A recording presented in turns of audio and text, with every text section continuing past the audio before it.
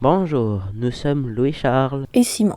Aujourd'hui, nous allons vous parler de l'importance des minéraux dans des moyens de transport du 21e siècle. Plus particulièrement, de la comparaison de l'automobile à essence et de la voiture électrique. Savez-vous que le Québec est un joueur mondial important dans le domaine de l'industrie automobile, des technologies et dans le secteur minier? Louis-Charles, sais-tu combien de matériaux ferreux ça prend pour faire une voiture essence ou électrique? Non. Pour fabriquer la carrosserie, le moteur et les pièces mécaniques, ça prend 70% de matériaux ferreux qui sortent de nos mines et 4% de matériaux non ferreux.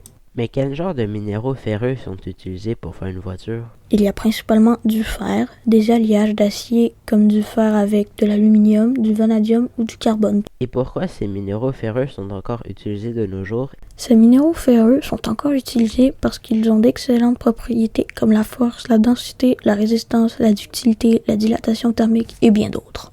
Simon, avec la construction de plus en plus grande des voitures électriques et de leurs batteries, est-ce que tu penses que les constructeurs automobiles auront encore plus besoin de nos minéraux au Québec?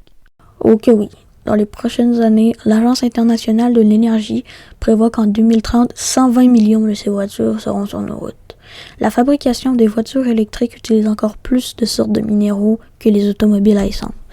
Mais quels sont ces minéraux qui sont utilisés pour fabriquer les batteries?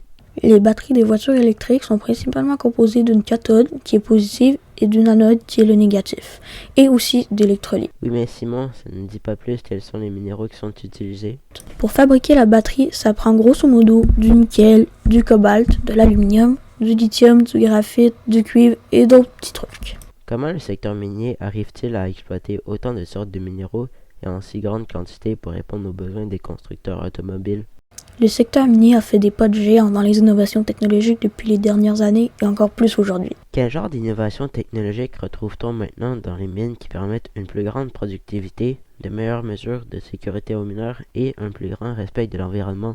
Le secteur minier a maintenant des procédés modernes, des innovations à la fine pointe de la technologie et de la main-d'œuvre hautement qualifiée. Par exemple, dans les mines, il y a maintenant des téléphones intelligents, des puces de géolocalisation sont utilisées, des superordinateurs, l'automatisation de la machinerie, des systèmes utilisant l'intelligence artificielle, des robots créés pour détecter le minerai et la géoscience. Wow, c'est impressionnant d'apprendre qu'il y a autant d'avancées technologiques dans notre secteur minier au Québec. J'ai aussi appris qu'au Québec, nous avons plusieurs minéraux d'avenir qui sont très utiles à la fabrication des voitures électriques. Il y en a même un que l'on appelle l'or blanc du Québec qui est en fait juste du lithium. Ce sont tous des minéraux d'avenir qui offrent un bel avenir au secteur minier du Québec.